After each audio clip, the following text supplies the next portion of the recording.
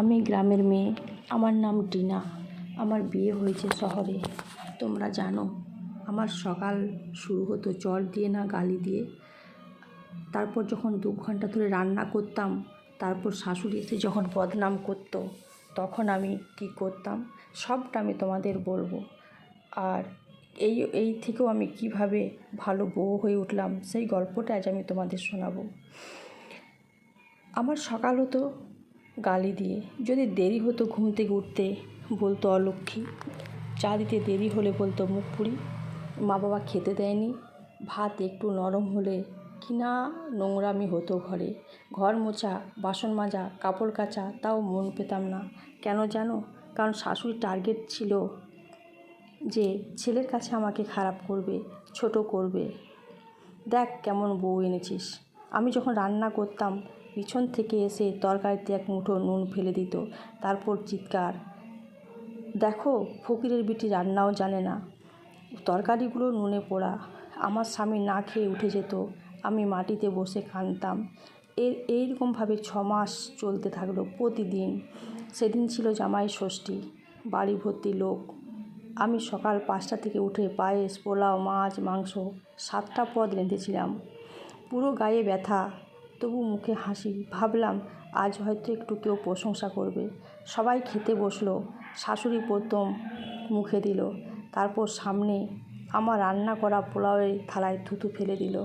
চিৎকার করে বলল, এই গু আমি খাবো না, আমার ছেলেকেও খেতে দেব না, বলে নিজের পা দিয়ে আমার স্বাদের পোলাওটা পা দিয়ে ফেলে দিল। পুরো ঘর চুপ। আমার স্বামী মাথা নিচু করে উঠে গেল। আমি পাথর হয়ে গেলাম। লোকের সামনে আমায় এতটা অপমান করলো। সেদিন আমি বুঝলাম যে এরা আমার রান্না খারাপ বলে না, এরা আমার খারাপ প্রমাণ করতে চায়। আমি কাঁদলে এরা হাসে, এদের মজা হয়। সেদিন আমি কাঁদিনি, আমি ওই বাটিতে ভাতগুলো কুড়িয়ে নিলাম। সবাই ভাবলো আমি পাগল হয়ে গেছি, ভাত কুড়াচ্ছি কেন। আমি বাটির দিকে তাকালাম, একবার ভাবলাম শেষ করে দিই নিজেকে, কিন্তু তখনই আমার বাবার একটা কথা আমার মনে পড়লো।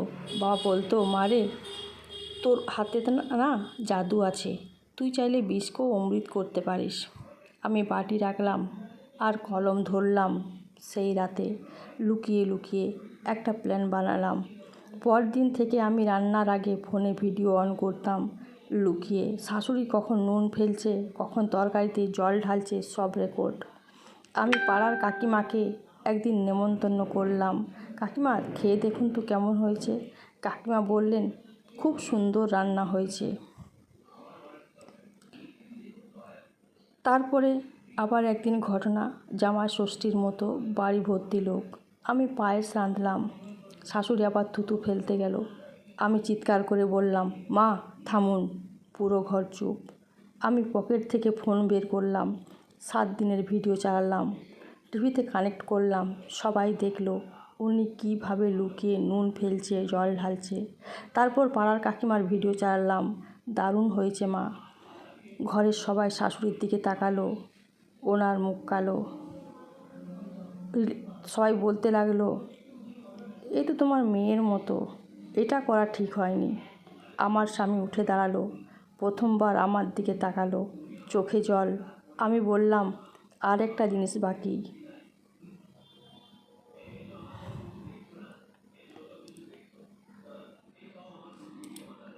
জিনিসটা হচ্ছে, আমি বললাম, আমি কি করব মা, আপনাকে পুলিশে দেবো, না থানায় যাব, না আপনার নামে কেস করব। উনি চুপ হয়ে চোখের থেকে জল ফেলতে লাগলেন। সেদিন আমার স্বামী আমার হাত প্রথম ধরল, বলল, আমি অন্ধ ছিলাম, মাফ করো।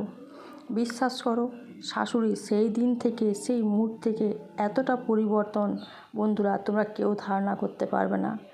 তারপর দিন থেকে শাশুড়ি রান্না করে আমাকে খেতে দিত।